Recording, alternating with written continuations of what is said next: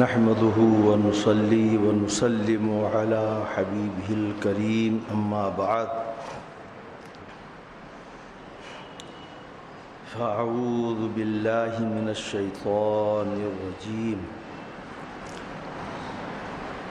بسم الله الرحمن الرحيم إنما يخشى الله من عباده العلماء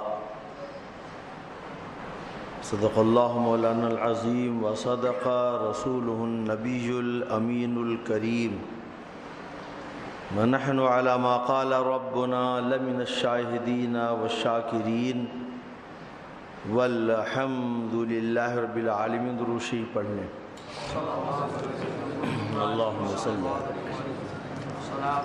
سيدنا ونبينا ومولانا محمد معدن الجود والکرم وآلہ وبارک وسلم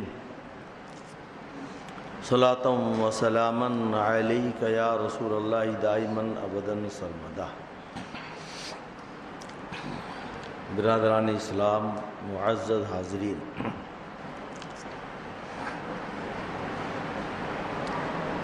آج جمعہ کی اس محفل میں ہماری آپ کی یہ ملاقات میرے لیے تو باعث سعادت ہے.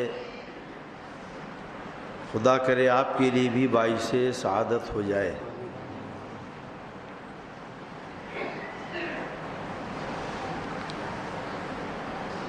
رات شب برات گزری ہے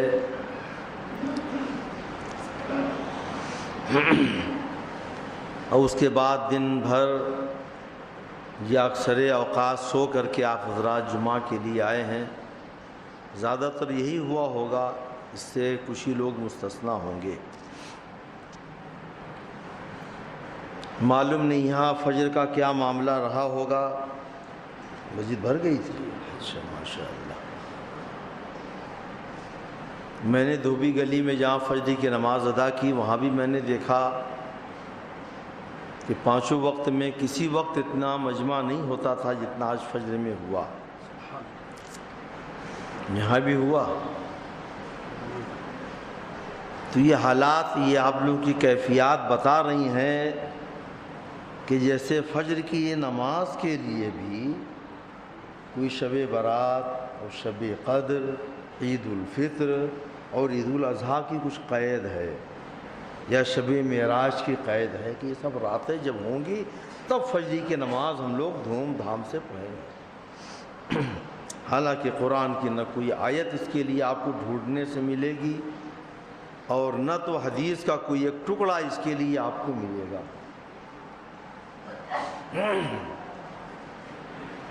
میں نے صبح بیان میں بھی کہا تھا کہ یہ کیفیت ایسا لگتا ہے کہ خدا کے ساتھ بھی کچھ لوگ دو رخی پالیسی اختیار کرتے ہیں. یعنی جان لیا کہ آج رات اللہ کی رحمت اور برکت برس رہی ہے تو رات بھر جاگے بھی تاکہ ہماری دکان چلے، مکان بنے، آل اولاد ہوں اور سب صحت مند خوشحال ہوں، سب پہلوان اور تندرست ہو جائیں. تو صاحب رات بھر جاگ گئے اپنے مقصد کے لیے. حالانکہ رات بھر جاگنا نہ تو فرض ہے، نہ واجب ہے، نہ سنت مؤکدہ ہے. ہاں اتنا ہے کہ وہ گناہ آپ نے نہیں کیا، اچھا کام کیا. میں آپ کی حوصلہ شکنی نہیں کر رہا ہوں، لیکن آپ کے سوچنے سمجھنے کا جو انداز ہے وہ غلط ہے. میں یہ بتانا چاہتا ہوں کہ جو چیز ضروری نہیں تو اس پر تو آپ نے بہت توجہ دی، اور فجر کی نماز ضروری ہے تو اس پر بھی آج آپ نے صرف توجہ دی کہ شب برات گزری ہے تو فجر پڑھ لو. اس کے بعد آنے والی فجر کا کیا حال ہوگا نہیں معلوم. ہو سکتا ہے میرے اس بیان سے کچھ لوگ سبق لے لیں، کسی کے ذہن و دماغ میں بات بیٹھ جائے کہ فجر کی نماز ہر دن کے لیے ہے. کوئی آیت حدیث میں نہیں آیا ہے کہ شب برات میں فجر پڑھی جائے، عید بقرعید میں فجر پڑھی جائے، شب قدر میں فجر پڑھی جائے. قرآن پاک مطلق ارشاد فرماتا ہے ان الصلاۃ کانت علی المؤمنین کتابا موقوتا، نماز ایمان والوں کے اوپر وقت کی پابندی کے ساتھ فرض ہے، تو وقت کی پابندی کا تقاضا ہے کہ روز فجر طلوع ہوتی ہے، روز رات آتی ہے، تو روزانہ آپ کو عشاء کی نماز بھی پڑھنی ہے اور فجر کی نماز بھی پڑھنی ہے۔ عشاء کی نماز تو اکثر لوگ پڑھ لیتے ہیں جو نمازی ہیں، جو کسی وقت نہیں پڑھتے ہیں ان سے تو خطاب کے لیے پھر بہت ٹائم چاہیے، ان کو سمجھانا نمازی بنانا تو بہت مشکل کام ہے۔ جو کارخانوں میں جڑے ہوئے ہیں، ڈیوٹیوں میں لگے ہوئے ہیں، دکانوں پر بیٹھے ہوئے ہیں، ان کو نمازی بنانا تو بہت مشکل کام، اس کے لیے تو بہت ٹائم چاہیے۔ لیکن ہمیں افسوس ہوتا ہے کہ جو لوگ پانچوں وقت نمازی ہیں، ظہر میں نماز پڑھتے ہیں، عصر میں پڑھتے ہیں، مغرب میں بھی دیکھتا ہوں خوب بھیڑ ہوتی ہے، عشاء میں بھی اچھی خاصی تعداد ہوتی ہے، فجر کا معاملہ کیوں گڑبڑ ہو جاتا ہے؟ جب کسی کونے گوشے سے یہ بات ثابت نہیں ہے کہ فجر میں آپ کو کوئی رخصت ہے، لوگ کہتے ہیں جاگنا پڑتا ہے۔ کیوں جاگنا پڑتا ہے؟ آپ مت جاگیے، اللہ رسول نے نہیں کہا کہ آپ خوب جاگیے، 12 بجے سوئیے، 1 بجے سوئیے، 3 بجے سوئیے، ارے 12 بجے بھی سوئیں گے تو اٹھ جائیں گے انشاءاللہ۔ اب 12 کے پار جب آپ ہوں گے تو خطرے کی زد میں آ جائیں گے، پھر فجر پڑھنا مشکل ہے، جماعت کے لیے اٹھنا مشکل ہے۔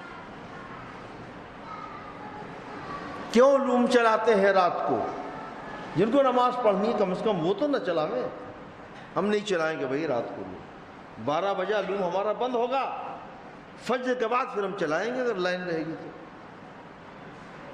ایسا کام جس کی وجہ سے نماز فرض میں خلل واقع ہو جائے، رکاوٹ واقع ہو جائے، وہ کام خود جائز نہیں ہوتا ہے، جبکہ وہ ایسا عذر شرعی نہیں ہے، یعنی ایسا ضروری کام نہیں ہے۔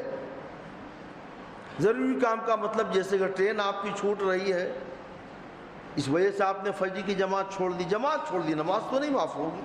آپ نماز راستے میں پڑھ لیں، اسٹیشن پر ٹائم رہے تو پہنچ کر کے پڑھ لیں، اول وقت میں گھر ہی سے پڑھ کر کے نکلیں کہ اب ٹرین چھوٹ جائے گی تو آپ کو چھوٹ ہے کہ آپ جماعت کو چھوڑ کر کے ٹرین پکڑ سکتے ہیں، لیکن لوم پکڑنے کے لیے آپ جماعت چھوڑ دیں؟ بلا وجہ فالتو باتیں، ادھر ادھر لوگ بیٹھے ہوئے ہیں فالتو باتیں کرتے رہتے ہیں، بلا وجہ کے غپے ہانکتے رہتے ہیں، اور فجر کے وقت سے آپ اٹھتے نہیں۔ تو ایسی غپیں کرنا، ایسی فالتو باتیں کرنا جس کی وجہ سے نماز میں واقعتاً خلل ہو جائے، تو یہ سب ناجائز کے گروپ میں آئے گا، یہ سب گناہ کے گروپ میں آئے گا۔ ہاں اگر آپ کو اتنی ہمت ہے، اتنا حوصلہ ہے کہ چاہے جب سوئیں فجر میں اٹھ جائیں تو آپ کو اجازت ہو سکتی ہے ایسے اللہ والے، تو آپ اگر ویسے اللہ والے نہیں بنے تو آپ تدبیر کیجئے، ترکیب کیجئے۔ اگر آپ کی ٹرین 4 بجے ہوگی منمال سے تو آپ کتنا پہلے اٹھ جائیں گے؟ گاڑی والے کو فون کریں گے، نہیں فون اٹھائے گا تو گھر جا کے دروازہ کھٹکھٹائیں گے، اسے اٹھائیں گے صرف اس لیے کہ آپ کو منمال جانا ہے، 4 بجے کی گاڑی پکڑنی ہے، 3 بجے کی گاڑی پکڑنی ہے، 5 بجے کی گاڑی پکڑنی ہے۔ تو آپ اہمیت جس کی سمجھیں گے اس کے لیے جاگیں گے، اس کے لیے کوشش کریں گے، اس کے لیے الارم لگائیں گے، اور جس کی اہمیت نہیں سمجھیں گے تو آپ نے صرف شب برات کی اہمیت سمجھی۔ شب برات منانا فرض نہیں ہے، واجب نہیں ہے، سنت مؤکدہ نہیں ہے، اس کی اہمیت آپ نے سمجھ لی صرف اس لیے کہ بہت برکت ہوگی، ہماری تجوریاں بھر جائیں گی، ہمارا گھر اعلی اولاد سے بھر جائے گا، اس لیے آپ نے شب برات کی اہمیت سمجھی۔ اور یہ نہیں سمجھا کہ آپ شب برات میں رات بھر اگر سوئے رہے اور فجر کی نماز جماعت سے آپ نے پڑھ لیا تو کوئی حرج نہیں ہوگا، قیامت میں آپ سے پوچھا نہیں جائے گا۔ لیکن یہاں تو الحمدللہ فجر بھی آپ پڑھ لیتے ہیں، لیکن صرف شب برات کی فجر آپ نے پڑھی، باقی فجر کے لیے کیا آپ جواب دیں گے؟ تو پیار اسلامی بھائیو، اپنا مزاج بنائیے، کوشش کیجئے، جلد سونے کی کوشش کیجئے اور جلد اٹھنے کی کوشش کیجئے۔ نماز فجر کسی قیمت سے قضا نہ ہو آپ کی، اس کے بعد پھر دن بھر آپ کو وقت ملے تو سو لیجئے اگر نیند باقی ہے تو، ورنہ اپنے کاروبار میں دن بھر لگے رہیے۔ اللہ کے رسول سرکار دو عالم صلی اللہ تعالی علیہ وسلم کی حدیث پاک ہے کہ جو عشاء کی نماز جماعت سے پڑھتا ہے تو اسے آدھی رات عبادت کا ثواب ملتا ہے اگرچہ وہ سو جائے. پھر فجر کی نماز بھی اگر جماعت سے پڑھتا ہے تو رات بھر عبادت کا اسے ثواب ملتا ہے. بغیر جاگے آپ کو رات بھر کا ثواب مل رہا ہے. تو آپ اس کی کوشش اگر سال بھر کریں گے تو یہ شب برات میں جاگنے سے زیادہ اہمیت رکھتا ہے اور زیادہ ثواب ملے گا, زیادہ فیض و برکت ملے گی کہ وہ 360 دن آپ یہ کریں گے. تو یہاں ایک شب برات ہے اور شب برات میں بھی سب نہیں بخشے جاتے ہیں. بہت سے لوگوں کی کٹنگ کر دی گئی ہے, مستثنا کر دیا گیا ہے, سب نہیں بخشے جاتے. اپنے اعمال کو سدھارنا ہوگا, اپنے اوپر نظر ڈالنی ہوگی کہ آپ بخشش کے لائق بھی ہوئے ہیں کہ نہیں ہوئے. جب آپ فجر کی نمازیں روز آنا چھوڑیں گے, صرف شب قدر اور شب برات میں پڑھیں گے تو اللہ کی محبوبیت آپ کو نہیں مل سکتی ہے. اللہ کی پیارے رسول صلی اللہ تعالی علیہ وآلہ وسلم نے ارشاد فرمایا کہ بندہ اپنے رب سے سب سے زیادہ قریب فرض نمازوں کے ذریعے ہوتا ہے. رات بھر آپ نماز پڑھیں, نفل و فجر غائب کر دیں تو آپ اللہ کے قریبی بندے نہیں ہو سکتے. اللہ آپ سے زیادہ خوش نہیں ہوگا. آپ رات بھر سوئیں گے اور فجر جماعت سے پڑھیں گے تو اللہ آپ سے اس سے زیادہ خوش ہوگا کہ آپ رات بھر نماز پڑھیں. یہ سوچنے سمجھنے کا مزاج ہمیں بدلنا چاہیے. ہاں اللہ توفیق دے دے, راتوں رات آپ جاگ کر اللہ کی عبادت کریں تو کوئی گناہ نہیں ہے, لیکن ہمیں سوچنا چاہیے کہ فجر کی نماز ہر روز فرض ہے. کوئی لوم کی وجہ سے چھوڑ دیتا ہے, کوئی دکان کی وجہ سے چھوڑ دیتا ہے. ہاں اگر رات کو آپ کو جاگنا نہیں ہے تو دن کے دوسرے اوقات میں آپ سو کر کے اس کمی کو پوری کیجیے. نماز چھوڑ کر کے کیوں کمی پوری کرتے ہیں؟ مشکل سے آپ کا آدھا گھنٹہ لگے گا. اٹھنا, استنجا وضو کرنا, سنت پڑھنا, فرض کی نماز پڑھنا, آدھا گھنٹے کا آپ گیپ کر دیے بیچ میں. اس کے بعد جتنا سونا ہو, جتنی کمی ہو آپ پوری کر لیجئے. اور الحمدللہ چند ہی کی تعداد جو فجر میں ہے وہ لوگ بھی جاگنے والے ہوتے ہیں بہت سے, تو اپنی کمی پوری کرتے ہیں, لیکن نماز ہرگز ہرگز نہیں چھوڑتے. جماعت کو ہرگز ہرگز ہاتھ سے جانے نہیں دیتے. اللہ تبارک و تعالی ہمیں اور آپ کو توفیق عطا فرمائے کہ ہم نمازوں کی سچی پابندی کریں, دل سے پابندی کریں, خدا کا خوف ہمارے دل میں ہو, خشیت و خدا کی ہمارے دل میں, تو انشاءاللہ ہماری نماز قضا نہیں ہوگی. بائی چانس سال میں کسی دن ہو گیا, بہت زیادہ طبیعت خراب تھی, بدن میں کسی وجہ سے درد ہو گیا, نہیں اٹھ پائے, یا اچانک کوئی ایسا حادثہ ہو گیا, گھر میں کوئی سخت بیمار ہو گیا, رات بھر جاگنا ہوا اور فجر میں آپ کی نیند لگ گئی, تو اللہ تعالیٰ ایسوں کو معاف فرما دے گا. لیکن جو عادت بنا لے گا روزانہ فجر چھوڑنے کی اور کہے کہ رات کو دیر سے ہم سوتے ہیں, تو رات کو دیر سے سونے کا آپ کو حکم کس نے دیا؟ اللہ اس کے رسول نے تو نماز فجر کا حکم دیا ہے. آپ لوگوں کو شاید نہیں معلوم اور اکثر لوگوں کو نہیں معلوم ہوگا. کیا بتائے, جب آدمی سنت چھوڑتا ہے نا تو بدعت میں گرفتار ہو جاتا ہے. اللہ کے رسول نے فرمایا ہے کہ عشاء کے بعد باتیں نہ کرو, سو جاؤ. فقہا بھی فرماتے ہیں عشاء کے بعد باتیں کرنا یہ مکروہ ہے. کیوں؟ اسی وجہ سے کہ فجر کی نماز میں اٹھنا مشکل ہوگا, فجر کی جماعت مشکل ہو جائے گی. اس لیے کہا گیا ہے کہ عشاء کے بعد باتیں نہ کرو, سوائے کہ کوئی بہت ضروری امپورٹنٹ معاملہ ہے, کوئی ایمرجنسی کا معاملہ ہے, کوئی بیمار ہو گیا ڈاکٹر صاحب سے بات کرنی ہے, کوئی بیمار ہو گیا دوا لینے کے لیے جانا ہے وغیرہ وغیرہ, کوئی بیمار ہے مشورہ کرنا ہے, یا کوئی اور بڑا حادثہ ہونے والا ہے, ایسی کوئی ایمرجنسی کی بات ہو تو آپ وہ ضروری کام, ضروری باتیں کر سکتے ہیں. اور ایسا کبھی کبھی ہی ہوگا, روزانہ نہیں ہوتا. تو اس میں امید رکھی جاتی ہے کہ اللہ تعالیٰ معاف فرما دے گا, وہ غفور الرحیم ہے. لیکن روزانہ قصداً آپ سوئے رہے اور نماز فجر چھوڑ دے, جماعت چھوڑ دے, تو ایسوں کو اللہ سے معافی کی امید نہیں رکھنی چاہیے.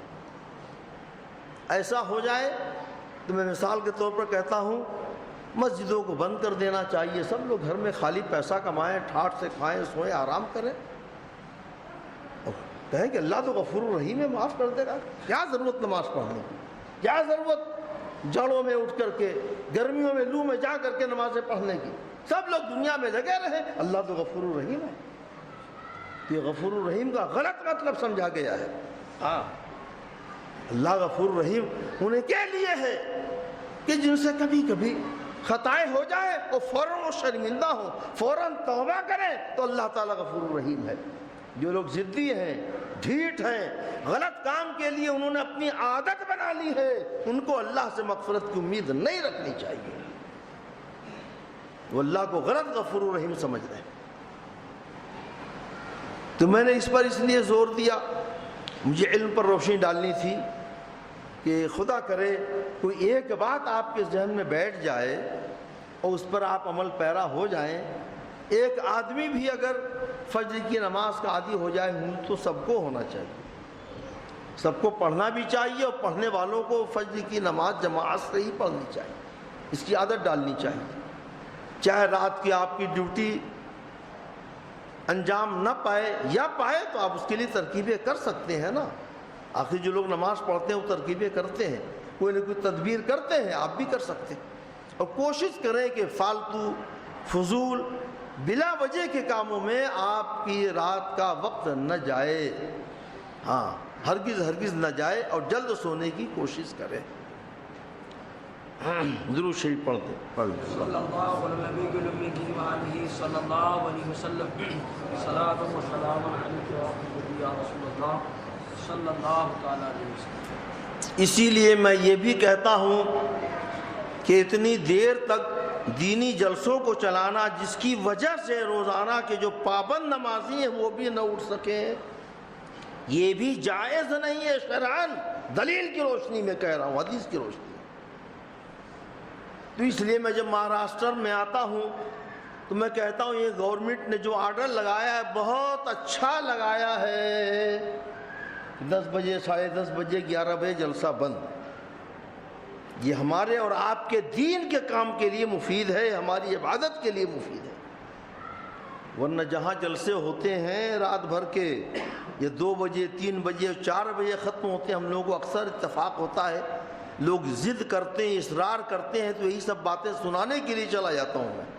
ورنہ جی نہیں چاہتا کہ آج کل کے جلسوں میں جایا جائے، نام ہوتا ہے دینی جلسہ لیکن کام ہوتا ہے دنیاوی۔ تو دیکھا یہی جاتا ہے کہ جو 5 وقتہ کے نمازی ہیں، جو فجر میں روز آتے ہیں، جلسہ والے دن وہ بھی نہیں آتے۔ مدرسوں میں جلسے ہوتے ہیں، مولانا لوگ سوئے ہیں، مدرس سوئے ہیں، طالب علم سوئے ہوئے ہیں، روزانہ سال بھر تو اٹھتے رہے وہ کہ جس دن جلسہ ہے اس دن سناٹا مسجد میں۔ یہ آئے دن دیکھنے کو ملتا اپنی آنکھ سے۔ تو ایسا جلسہ کیسے جائز ہوگا؟ ایسے وقت جلسہ کرنا کیسے جائز ہوگا جس سے خدا کا فرض اور واجب چھوٹ جائے؟ ہاں اتنا حوصلہ ہو کہ آپ نماز پڑھیں بھی اور پڑھائیں بھی تو کریں دیے تک لوگوں سے گھر گھر جا کر کے اٹھائیں، لوگوں کو بیدار کریں۔ مدرسہ ہے تو وہاں طلباء کو بیدار کریں، مدرسین کو بیدار کریں۔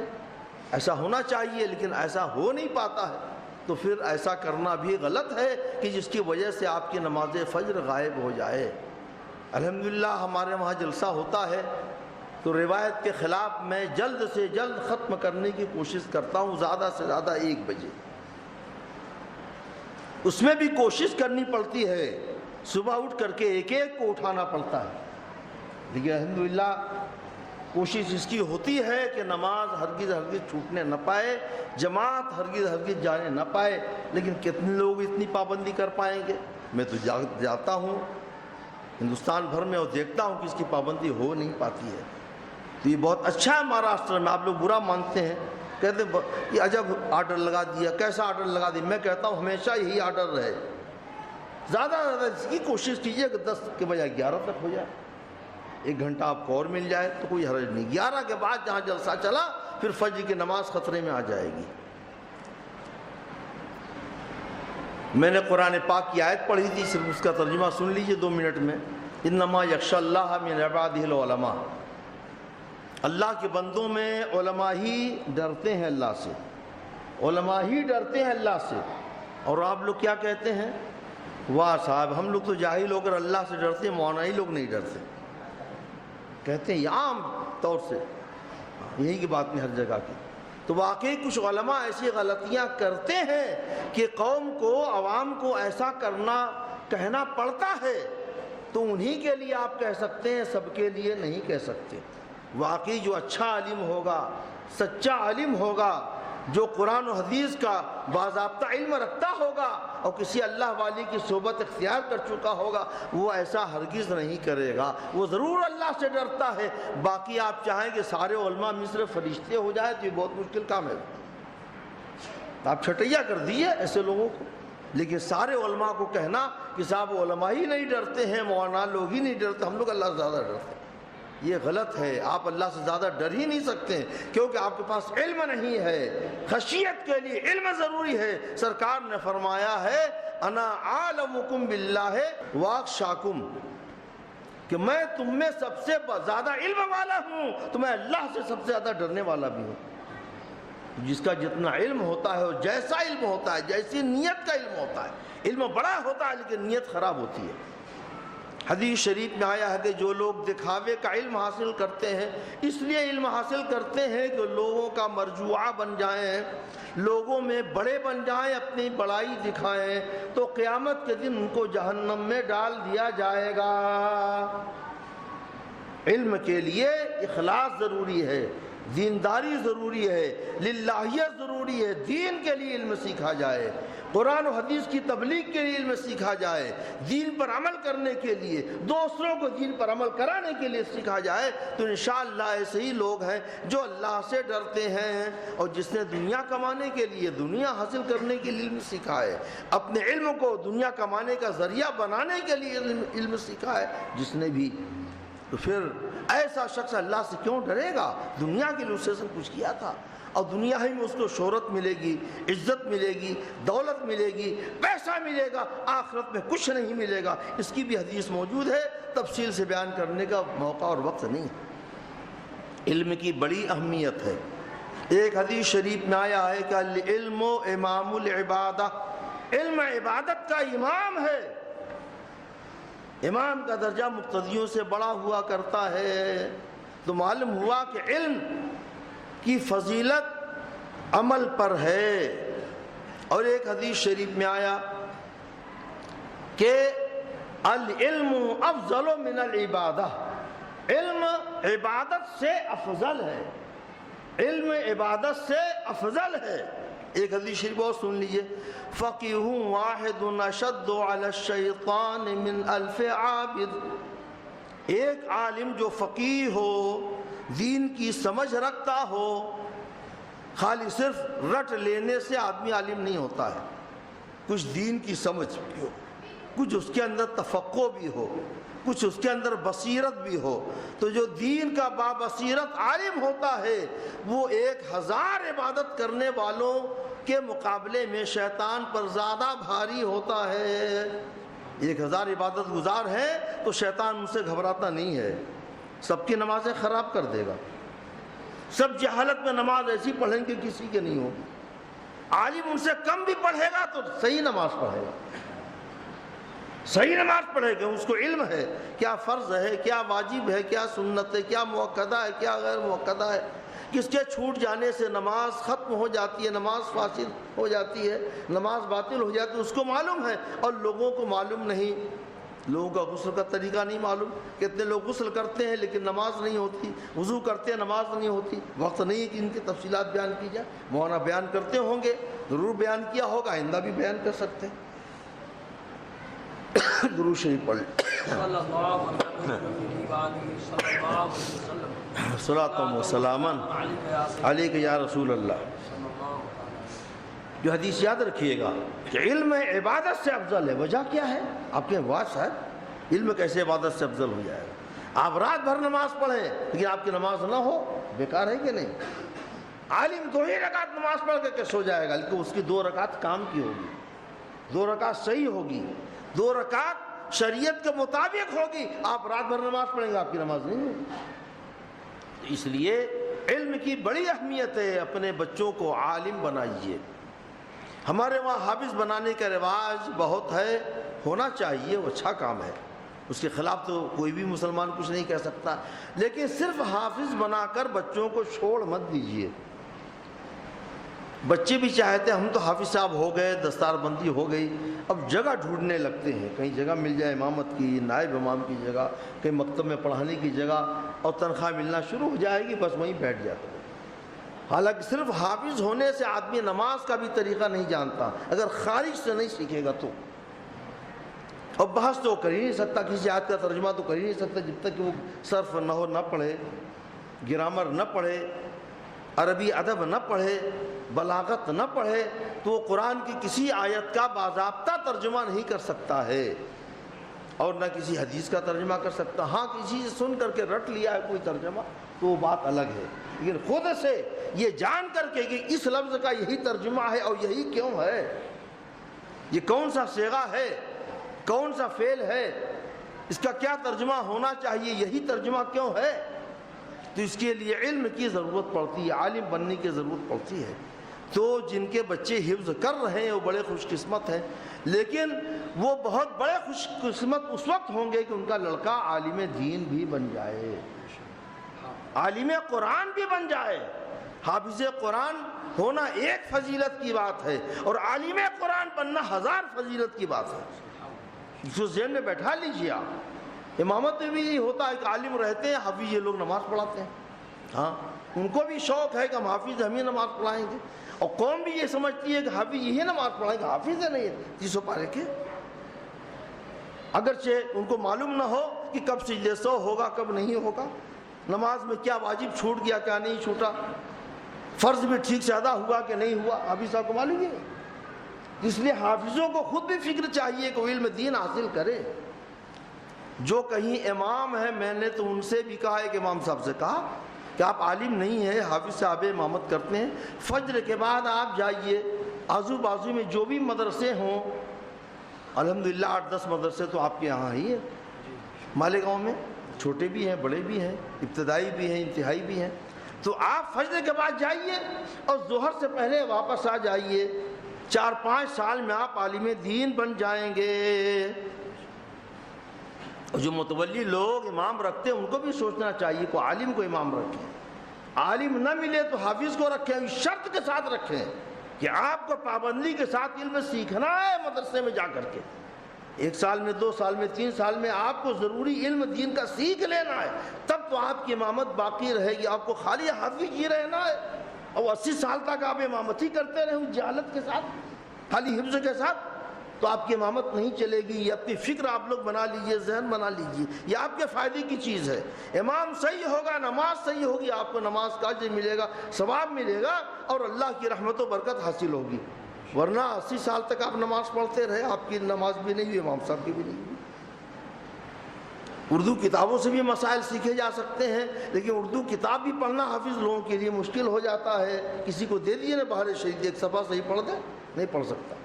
ہاں تو اردو پڑھنے کے لیے بھی کچھ فارسی کی ضرورت پڑتی ہے، کچھ عربی کی ضرورت پڑتی ہے، کچھ الفاظ کو سمجھنے کی ضرورت پڑتی ہے۔ اللہ تبارک و تعالیٰ آپ لوگوں کو توفیق عطا فرمائے کہ میں نے جو کچھ عرض کیا اس پر عمل کریں، اپنے ذہن و دماغ میں بسائیں، دل کے مدنی گلدستے میں سجائیں، اور اس کی روشنی میں اپنی زندگی کا، اپنے دین کا کارواں آگے بڑھائے، تو انشاءاللہ آپ کو بھی فائدہ ہوگا اور کچھ ہمیں بھی اس کا اجر مل جائے گا۔ وآخر دعوانا ان الحمدللہ رب العالمین۔